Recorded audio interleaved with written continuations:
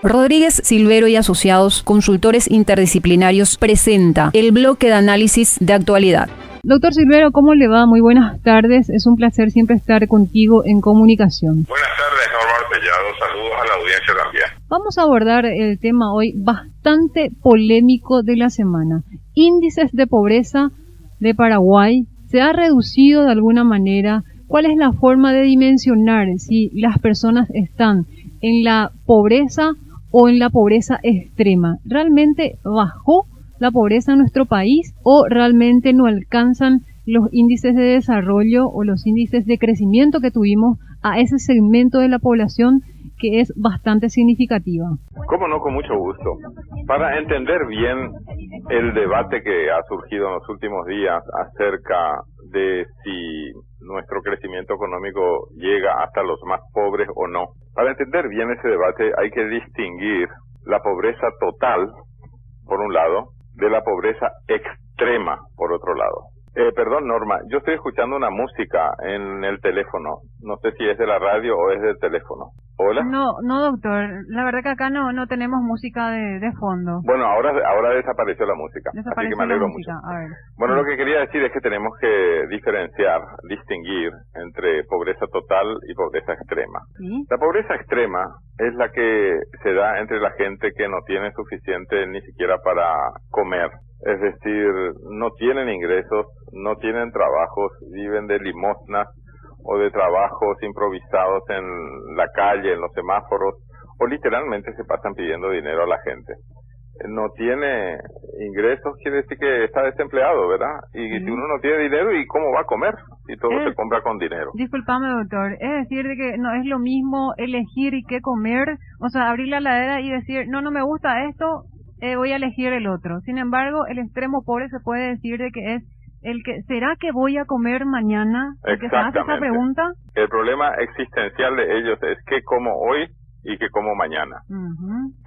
Y si eso ya es grave para una persona adulta, cuando se trata de una madre que tiene hijos de corta edad o que tiene bebés de pecho todavía, esa pregunta es más grave todavía. ¿Qué como hoy? ¿Qué doy de comer a mis hijos hoy y mañana? Bueno, cuando esa gente no tiene lo suficiente para comer porque está desempleada, esa gente es la que forma parte de la miseria. Se llama también indigencia, pero es mejor usar la palabra miseria, porque alguna gente cuando se dice indigencia cree que estamos hablando de los indígenas, ¿verdad? Realmente los indígenas también están en la indigencia, es una coincidencia nomás en las palabras que suenan parecido. Pero los que forman parte de la miseria realmente, aparte de los indígenas, son los campesinos que andan sin trabajo o sin tierra, pero los que realmente no tienen tierra, no saben dónde cultivar, no tienen ni una chacra propia, ¿verdad? Y también los que viven en las ciudades, en los suburbios sobre todo, y no tienen ninguna clase de trabajo, ¿verdad? Esa es la gente que está en la miseria. Y la cantidad de gente está siendo estimada anualmente por la Dirección General de Encuestas, Estadísticas y Censos de nuestro país, que está haciendo realmente muy buen trabajo. Y según esa dirección que es oficial, nosotros estamos teniendo aproximadamente 1.300.000 personas en condición de miseria, es decir, que no tienen lo suficiente para comer. Y aparte de esa necesidad básica, que es la más básica de todas, la de comer todos los días, hay otras necesidades básicas que también se deben cuantificar. Por ejemplo, la vestimenta. ¿Cómo me visto? Para eso, claro, hay que tener dinero para no solamente mantener la ropa que uno compró antes, sino de vez en cuando para comprarse alguna otra camisa o algún otro pantalón o un vestido, ¿verdad? Si hay gente que ciertamente no tiene problemas de comer todos los días, pero ya empieza a tener problemas para comprar ropa porque realmente no le sobra mucho dinero. Hay gente también que tampoco tiene problemas para comer y para vestirse, pero ya no tiene dinero para enviar a sus hijos a la escuela, por ejemplo, ¿no? Y hay gente también, todos ellos son pobres, ¿verdad? Que tienen dinero para comer, para vestirse y para enviar a los hijos a la escuela, pero no tienen dinero para ir al médico y pagar, por ejemplo, no tienen seguro médico y tampoco tienen techo, es decir, no tienen casa propia. Bueno, toda esa gente que no puede satisfacer las necesidades básicas, aunque falte solamente una, vamos a suponer que la familia pueda satisfacer muchas necesidades, pero no tiene vivienda propia, a lo mejor tampoco tiene seguro médico, porque es lo que pasa con la mayoría. Más del 80%, por ejemplo, de los habitantes del país que están en condiciones de tener seguro médico por la edad y por la necesidad, sin embargo no están en condiciones económicamente o financieramente de asegurarse en el IPS. Para eso necesitan un empleo, ¿verdad? Bueno, entonces, para que la audiencia entienda bien, pobres son todos ellos, aunque les falte solamente el techo propio o la casa propia, aunque tenga seguro médico pero no tiene casa propia, ¿verdad? Y ni qué decir, claro que son pobres los que no tienen recursos para enviar a sus hijos a la escuela y no tienen recursos para abrigarse en invierno, por ejemplo, ¿no? Bueno, allí es que tenemos que aprender a distinguir. Hay pobres que son muy pobres y son los más pobres entre los pobres, y es la gente que vive en la miseria, es la que no tiene dinero ni siquiera para comer diariamente. Por eso es que hay que saber decir, el crecimiento económico que tenemos en nuestro país, ¿llega a los más pobres entre los pobres o no? Y lo que se puede decir, de acuerdo con la información técnica que tenemos nosotros, tanto aquí en el país como de parte de las estadísticas que hacen instituciones de mucha seriedad como las Naciones Unidas o el Banco Interamericano de Desarrollo, es que 1.300.000 personas en Paraguay forman parte de la miseria. Y a ese grupo de gente, que es multitudinario, como vemos, son 1.300.000 personas, no les llegan los beneficios del progreso económico y social. Al contrario, la cantidad de pobres en la miseria no disminuye ni siquiera en los años de bonanza económica. Así que ¿para qué vamos a decir si va a disminuir en la época en la que la economía cae o está en estancamiento? No puede disminuir, ¿verdad? Entonces, la conclusión de este análisis es que, aunque crezcamos a una tasa del 10%, o del 13%, o del 14%, como fue en el año 2010 y fue el año 2013 también, el número de gente en miseria no disminuye. Y ahí está la afirmación clave.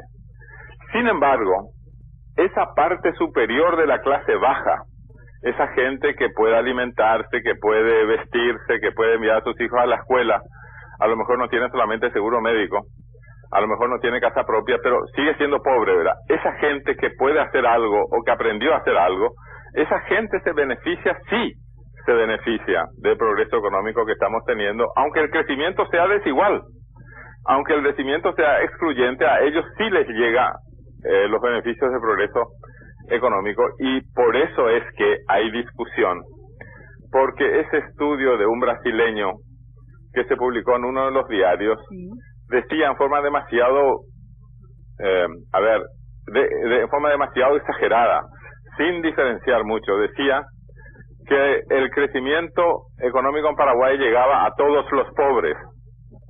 En las radios incluso ya estaban diciendo que según ese brasileño el crecimiento económico llegaba a la gente en la miseria. No es cierto eso. Lo que sí ocurre es que los estratos superiores, es decir, los habitantes que están en la parte superior de la clase baja, sí se benefician del crecimiento, aunque sea desigual y excluyente, porque pueden conseguir trabajo, pueden empezar a comprar motos, pueden empezar a comprar bebidas gaseosas, tienen una serie de necesidades que pueden empezar a satisfacer porque consiguen trabajo, ¿verdad?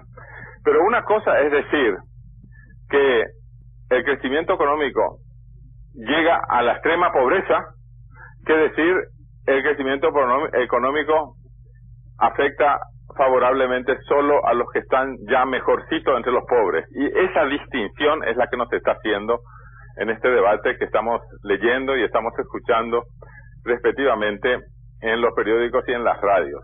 Y para decirlo en una frase bien sencilla, una parte de los pobres, la parte superior, digamos, sí se beneficia con el crecimiento económico, pero la parte más sufrida, la parte de la miseria más lacerante, que es la pobreza extrema, no solamente no se beneficia del progreso económico, sino que en los años de caída de la economía o de estancamiento se perjudica aún más. Ese es el análisis que quiero ofrecer a Radio Atirá para toda su audiencia y a ustedes allí, Norma Ortellado, a vos y a tus técnicos, para aprender a distinguir cuando se habla entre pobreza total por un lado y pobreza extrema por otro lado. Y lo que no está haciendo todavía este gobierno, aparte de esas transferencias monetarias condicionadas de dinero que se hace a las familias muy pobres, lo que no está haciendo el actual gobierno es crear masivamente puestos de trabajo para mano de obra no calificada también, es decir, para la gente que nunca tuvo oportunidad de ir a la escuela para aprender a hacer las cosas. Es gente semianalfabeta, es gente que literalmente no sabe hacer nada, pero no por culpa propia, sino porque simplemente no le dieron ninguna chance para que pueda adiestrarse o educarse o capacitarse. Entonces, esa gente que está en la miseria, hasta ahora, no fue destino de las políticas públicas y privadas de nuestro país, sino solamente la parte superior de la clase baja, y me alegro que así sea, pero eso hay que mejorar y hay que ampliar esa capacitación o esa creación de puestos de trabajo también a la gente más pobre entre los pobres, y eso no está ocurriendo todavía. Doctor, me parece muy bien la explicación, y más aún tratar de hacer esa diferenciación, porque realmente confundió un poco este análisis que usted ya mencionó de este ciudadano brasileño, en donde decía de que la pobreza en Paraguay se está reduciendo, incluso llegando a estos 1.300.000 paraguayos que está en extrema pobreza.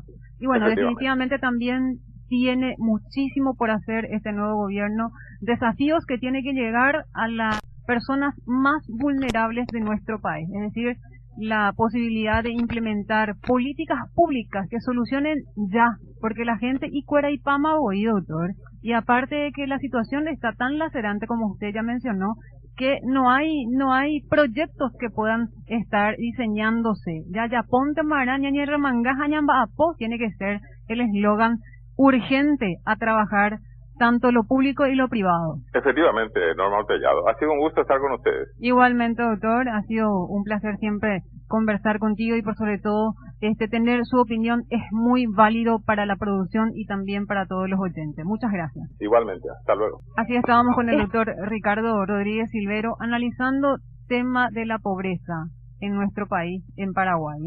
Esta entrevista ustedes van a tener la posibilidad de escucharlo en la página de Impacto 105 y también en el Twitter, allí con el doctor Ricardo Rodríguez Silvero. Este bloque fue presentado por Rodríguez Silvero y Asociados, consultores interdisciplinarios en inversiones e impuestos. Más informaciones al Telefax 61 29 12 o al 0981 45 05 50 o a www.rsa.com.py.